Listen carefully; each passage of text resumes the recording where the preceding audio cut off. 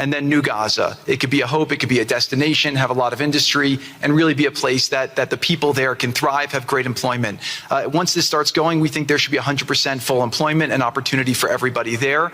And we have a lot of data on what can be, but we think that this really gives the Gazan people an opportunity to live their aspirations. Thank you, Steve. And I have to say, one of the great honors for me of being able to work on this has been working with Steve, who really is as brilliant as he is. His heart is tremendous. He's a lot of fun to be with. And even in some of these very difficult moments where we didn't think things were happening, working together really was an amazing treat.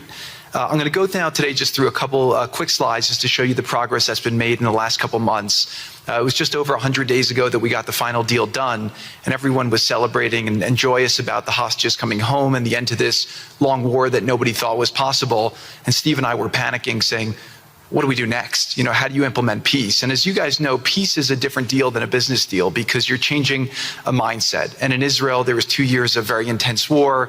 For the people in Gaza, there was more than just 2 years of war. They had 20 years of hopelessness, being ruled by a terrorist organization. For the people in the Middle East, their hearts were pulled by this.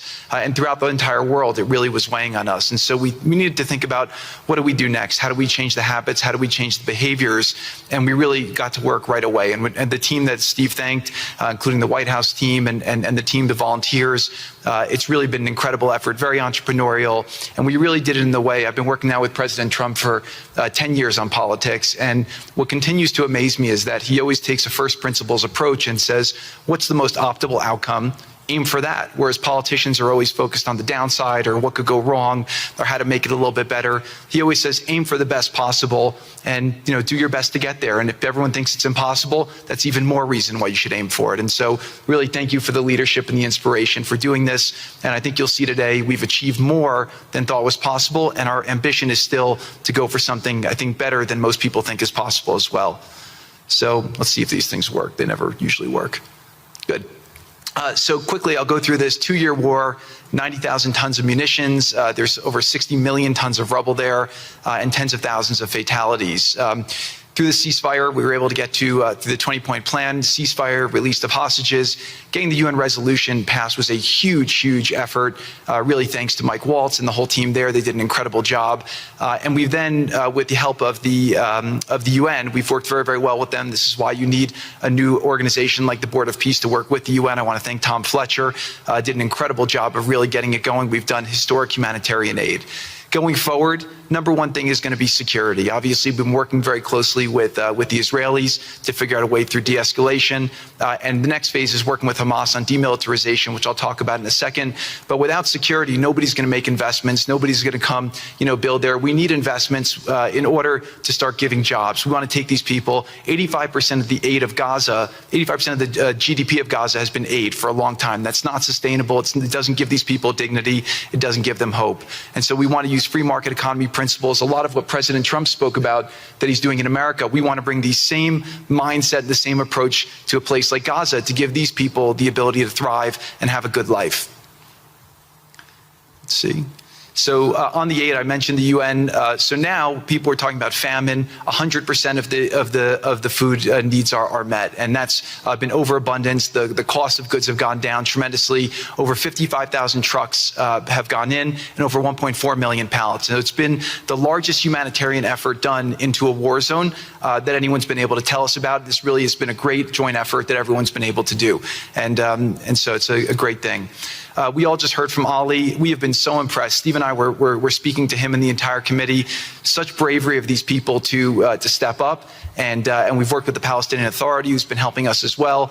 But this committee is the first time it's a technocratic, apolitical committee. I really want to thank the Arab partners for helping us select the right people to do this. And we just need to believe in them and support them. I put this up here. It's probably a little too small for me to read, but this is really important if you saw the mission statement. So Hamas's mission statement was, we need to destroy the state of Israel. That has not worked well for the people, as we've seen. Their mission statement is, we are committed to establishing security, restoring the essential services that form the bedrock of human dignity, such electricity, water, healthcare, and education, as well as cultivating a society rooted in peace, democracy, and justice, operating with the highest standards of integrity, transparency. So these are the basic things. Their goal is to have peace and to help their people, which is an obvious mission statement for a government, but actually fairly novel for Gaza. So we did a master plan. We brought in, I think, Gaza Baru, who's one of the most successful real estate developers and brilliant people I know. He's volunteered to do this, not for profit, really because of his heart. He wants to do this. And we've developed ways to redevelop Gaza. Gaza, as President Trump's been saying, has amazing potential. And this is for the people of Gaza. We've developed it into zones. In the beginning, we were toying with the idea of saying, let's build a free zone, and then we have a Hamas zone. And then we said, you know what, let's just plan for catastrophic success. Hamas signed a deal to demilitarize. That is what we are going to enforce. People ask us what our plan B is. We do not have a plan B. We have a plan. We signed an agreement. We are all committed to making that agreement work. There's a master plan. We'll be doing it in phasing. In the Middle East, they build cities like this in 2-3 million people. They build this in 3 years. And so stuff like this is very doable if we make it happen. Rafa will start with. This will show a lot of workforce housing. We think this could be done in 2-3 years. We've already started removing the rubble and doing some of the demolition. And then New Gaza. It could be a hope, it could be a destination, have a lot of industry, and really be a place that the people there can thrive, have great employment. Once this starts going, we think there should be 100% full employment and opportunity for everybody there.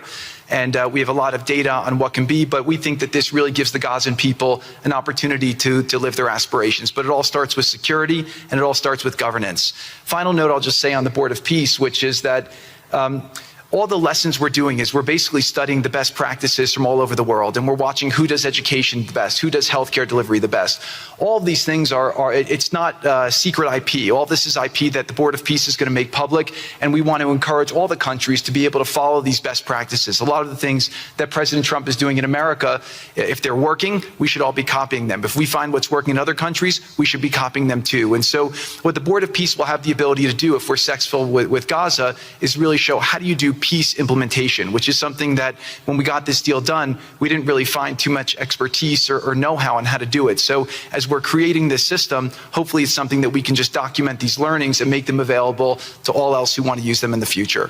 So demilitarization, this is something we're starting now that we have a new government in Gaza. This government will be working with Hamas on the demilitarization to really take the principles that were agreed to in the document to the next phase, and hopefully that will be successful. Without that, we can't rebuild. So if Hamas does not demilitarize, that will be what holds back Gaza and the people of Gaza from achieving their aspiration, and that's very important. So the next 100 days, we're going to continue to just be heads down and focused on making sure this is implemented. We continue to be focused on humanitarian aid, humanitarian shelter, but then creating the conditions to move forward. So thank you. Final point I'll just make is this is really only possible because of the work of so many people and President Trump's great leadership. But a lot of you have been asking, how can we help? So the countries have all been incredibly generous. We'll be doing the first conference where we'll announce a lot of the contributions that will be made in a couple weeks in Washington. From the private sector, there'll be amazing investment opportunities. I know it's a little risky to be investing in a place like this, but we need you to come, take faith, invest in the people, try to be a part of it. And then finally, I'll just talk to people on the media and on the social media, which is this deal only happened because we worked with Israel, we worked with Turkey, we worked with Qatar, we worked with Saudi, we worked with Egypt. I mean, everyone worked together. We worked with UAE. We all worked together to make this happen. I see a lot of people trying to escalate, criticizing Israel or Israelis criticizing Turkey or Qatar. Just calm down for 30 days. I think that the war's over. Let's do our best to try working together. Our goal here is peace between Israel and the Palestinian people. Everyone wants to live peacefully. Everyone wants to live with dignity. Let's put our efforts towards promoting those who are doing the work to build this up, like Ali and his committee. Let's focus on the positive stories, and let's just calm down, turn a new chapter. And if we believe that peace is possible, then peace really can be possible. So we're going to continue to work every day. We need all of your help to do it.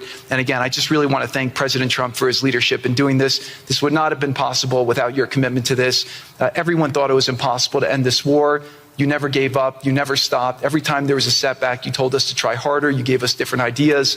And we've made several impossible things happen just in Gaza to date, and there's no reason why we shouldn't be able to make even more impossible things happen. So really thank you for your amazing leadership.